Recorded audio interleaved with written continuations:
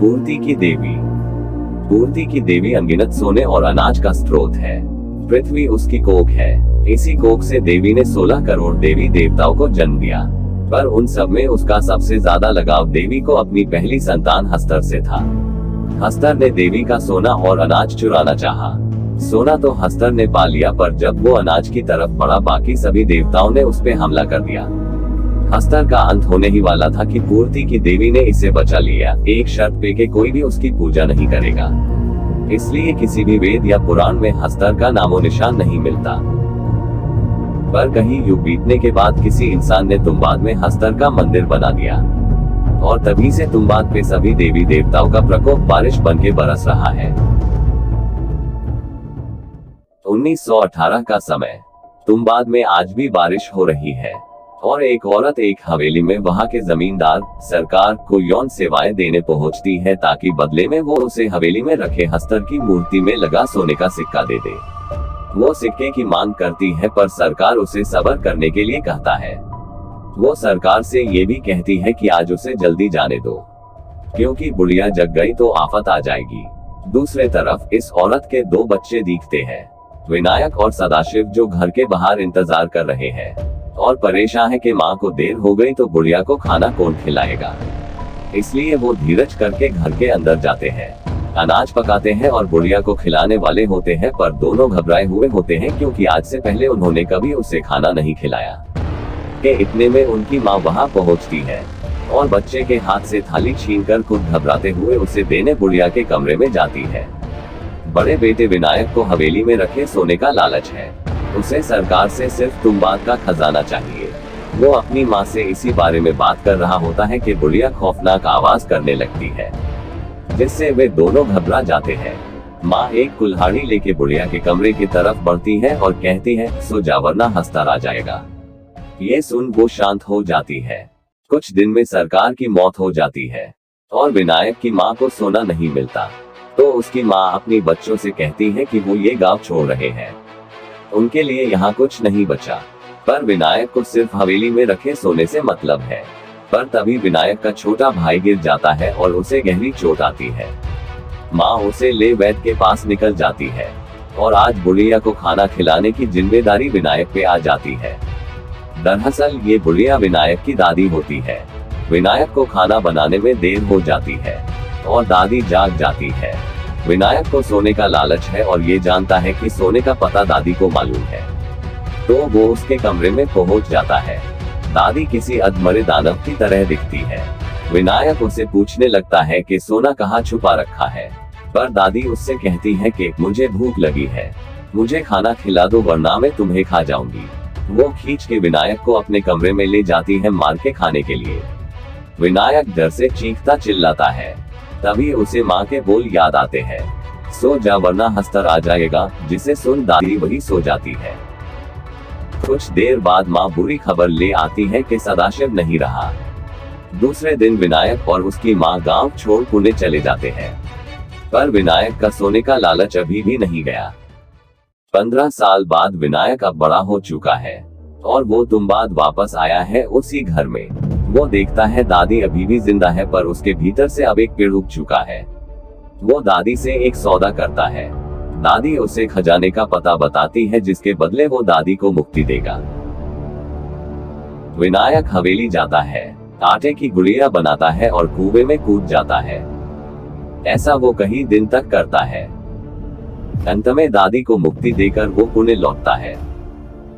वहाँ इसकी बीवी पैसों की कमी की वजह से आटा बनाने का काम करती है, पर अब विनायक तुम्बाड़ से खजाना ले आया है। वो अपने दोस्त राघव, जो अफीम का व्यापारी है, उसकी मदद से 3 सोने की मुद्रा के बदले पैसे ले लेता है। अब उसकी जिंदगी पूरी तरह से बदलने लगी है। वो काफी अमीर हो जाता है। विनायक अपनी बीवी के हाथों पिसा आटा लेके बीच में तुम्बाड़ जाता है और हर बार कुछ मुद्राएं लेके वापस आता है। राघव को विनायक पे शक होने लगता है कि विनायक कहीं चोरी तो नहीं कर रहा या उसे कोई खजाना मिला है। राघव को बहुत सारे पैसे की जरूरत है अंग्रेज को घुस खिलाने के लिए, ताकि वो अपना व्यापार बढ़ा सके। इसलिए वो विनायक के सोने का राज जानने की कोशिश करता है। उसके व्यापार में हिस्सेदार बनने की भी इच्छा दिखाता है, पर विनायक अपना राज नहीं बताता। कुछ दिन बाद राघव एक विधवा लड़की को विनायक के घर ले आता है और विनायक उसे घर पर रख लेता है, क्योंकि विनायक के बीवी को एक काम करने वाली चाहिए। पर एक रात विनायक और ये लड़की फिजिकली करीब आते हैं। तब ये लड़की उसे ये कबूल करती है कि राघव ने उसे जानबूझकर यहाँ रखा है ताकि विनायक 2 दिन तक व्यस्त रहे और राघव तुंबाद में खजाने का पता लगा ले। ये सुनकर विनायक गुस्सा हो जाता है। दूसरी तरफ राघव तुंबाद की हवेली पर पहुंचता है। राघव हर जगह खजाना ढूंढता है। तभी विनायक वहां पहुंचता है और वो जानबूझकर सोने का रास्ता दिखाने के लिए कुएं में जाता है। कुछ देर बाद वापस भी आ जाता है। विनायक के वहां से चले जाने के बाद राघव कुएं में चला जाता है। वहां उसे एक सुरंग का रास्ता मिलता है जो देवी की कोख में जाता है। वहां उसे मिलता है एक डिब्बा जिसे जादू का चिराग समझ राघव उसे घिसने लगता है, पर कुछ नहीं होता। आखिरकार वो उसे खोल देता है और अंदर होती है आटे की गुड़िया। अचानक राघव पे एक दानव हमला करता है। कुछ देर बाद विनायक आता है और राघव को देखता है जो हस्तर के शाप के कारण एक ज़ॉम्बी बन चुका था। हस्तर ने उसे कोख की दीवार में गाड़ दिया था। विनायक मंत्र पढ़ते हुए आटे से अपने आसपास एक गोल रेखा बना लेता है और राघव को तड़पता देखकर बोलता है, सो जा राघव वरना हस्तर आ जाएगा। यानी दादी को भी हस्तर का ऐसा ही शाप लगा था। अब विनायक और एक आटे की गुड़िया निकालता है जिसे लेने हस्तर वहां आ जाता है, पर वो आटे के घेर को पार नहीं कर पाता क्योंकि हस्तर को सोना मिला था पर वो अनाज नहीं ले सकता। विनायक गुड़िया दूसरी तरफ फेंक देता है। पीछे पीछे हस्तर दौड़ता है और आटे की गुड़िया खाने में व्यस्त हो जाता है। मौके का फायदा उठाते हुए विनायक हस्तर की कमर पर लगी पोटली को खोल देता है जिसमें से कई सारे सोने की मुद्राएं निकलती है। इससे पहले के हस्तर का ध्यान हटे विनायक कुछ मुद्राएं जमा करके वापस निकलता है। जाते जाते वो लालटेन राघव पे फेंक देता है जिससे आग लगकर राघव को मुक्ति मिल जाती है। विनायक कुएं से बाहर निकल आता है। यही होता है विनायक का राज, सोने का खजाना। 14 साल बीत जाते हैं। विनायक अब बुढ़ा हो गया है। वो अब अय्याशी और नशे में धुन रहता है। घर पे लाई विधवा लड़की अब इसकी दूसरी बीवी बन चुकी है और इसके 3 बच्चे हैं, 2 बेटियां और 1 बेटा पांडुरंग। पांडु रोज रस्सी से चढ़ने उतरने के और मुद्रा जमा करने की तालीम करता है ताकि आगे जाकर वो विनायक की जगह ले सके, पर मुद्राएं आती कहां से थी ये सिर्फ विनायक जानता है। एक दिन विनायक पांडु को तुंबाद ले जाता है।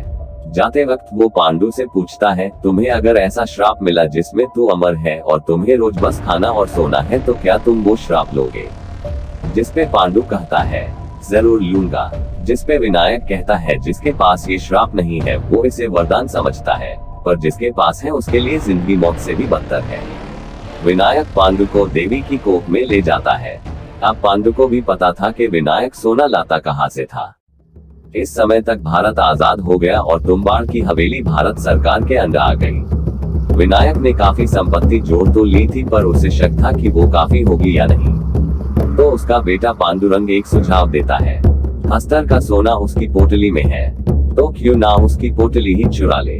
हम बहुत सी आटे की गुड़िया लेके जाएंगे, वो एक खाएगा तब तक दूसरी फेंकेंगे फिर तीसरी फेंकेंगे और इस दौरान पोटली चुरा लेंगे। विनायक को ये सुझाव अच्छा लगा और दोनों बहुत सारे आटे के साथ तुंबाद निकल लिए। तुंबाद जाके ये दोनों काफी सारे आटे की गुड़िया बनाते हैं और उन्हें लेके देवी की कोख में उतर जाते हैं।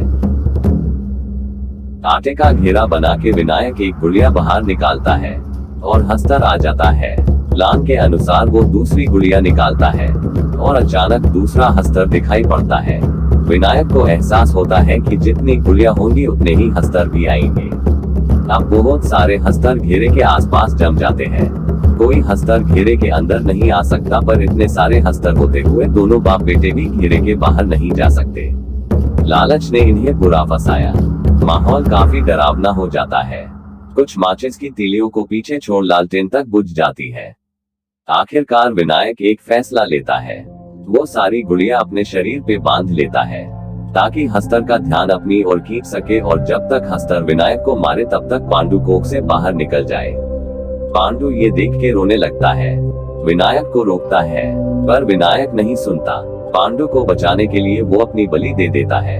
विनायक रस्सी से ऊपर चढ़ जाता है और कोख से बाहर निकल जाता है। पीछे पीछे सारे हस्तर दौड़ पड़ते हैं और पांडुरंग अब खतरे से बाहर होता है। पांडुरंग कोख से बाहर निकलता है, अपने बाप को ढूंढता है और देखता है विनायक एक ज़ॉम्बी में बदल गया है, ठीक दादी और राघव की तरह। विनायक पांडु से कहता है, ये लो हस्तर की पोटली, यही चाहिए थी ना तुम्हें। पांडु को एहसास होता है लालच की वजह से उसने अपने बाप को शापित कर दिया है।